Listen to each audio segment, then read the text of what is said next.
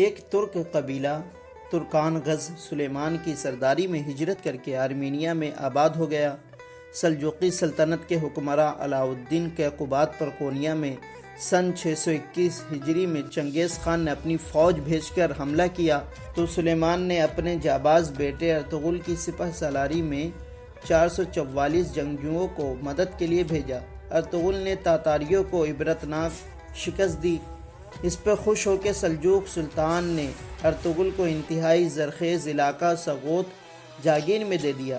علاء الدین کیقوباد کی وفات کے بعد سن 634 ہجری میں اس کا بیٹا غیاث الدین سلجوقی سلطنت کا سلطان بن گیا۔ سن 687 ہجری میں ارطغرل کے گھر ایک لڑکا پیدا ہوا جس کا نام عثمان رکھا گیا۔ سلطان غیاث الدین نے اپنی بیٹی کی شادی ارطغرل کے بیٹے عثمان سے کر دی۔ تاتاریوں کے حملے سے جب سلطان غیاث الدین شہید ہو گیا تو عثمان سن 1299 عیسوی میں سلطان غیاث الدین کی جگہ سلطان بن گیا اور یہیں سے سلطنت عثمانیہ کے نام سے ایک عظیم سلطنت کی بنیاد پڑ گئی۔ خلافت راشدہ، خلافت بنو امیہ اور خلافت عباسیہ کے بعد اسلامی تاریخ کی چوتھی بڑی خلافت خلافت عثمانیہ بن گئی، جو کہ تقریباً 2 کروڑ مربع کلومیٹر پر پھیل گئی۔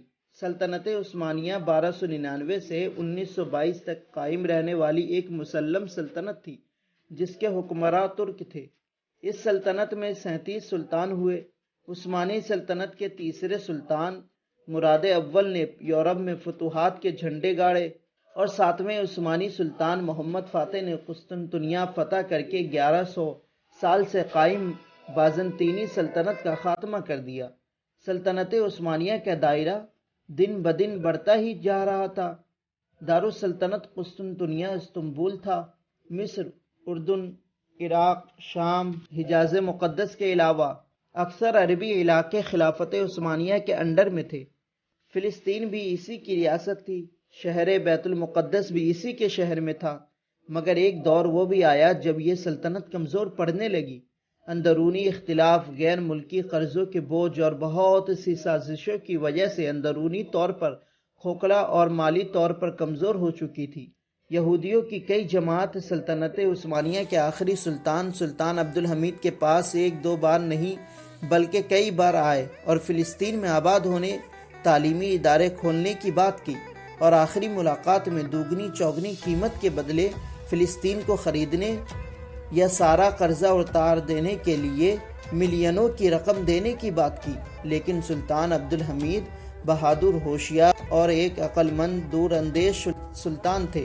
وہ ان کے ارادوں سے واقف تھے، اس لیے انہوں نے اس کی اجازت نہیں دی اور ان کے زمانے میں یہودی ایجنڈا پورا نہ ہو سکا، جس کے بعد سے ہی ان کے خلافت کے خلاف سیاسی تحریک چلانے لگے اور خلافت کے خلاف لوگوں کو اکسانے لگے۔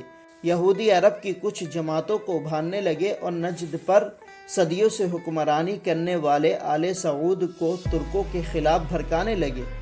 شریف مکہ کو ترکوں سے بغاوت کرنے اور اس کی فوجوں کو حجاز مقدس سے نکال کر باہر کرنے کے بدلے حجاز مقدس کا امیر المومنین بننے کا خواب دکھایا اور نجد کے علاوہ دوسرے علاقوں پہ حکومت کرنے کی لالچ دی۔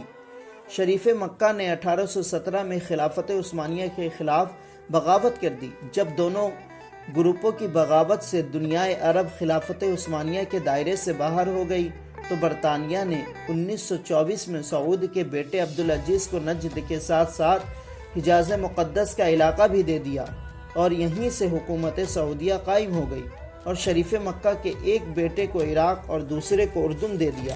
اس طرح سلطنت عثمانیہ کا خاتمہ ہو گیا، اسلام کی سب سے عظیم سلطنت ختم ہو گئی اور مسلمان کا اتحاد ختم ہو گیا، اور اسی کے ساتھ مسلمان ہر طرح سے کمزور پڑ گئے۔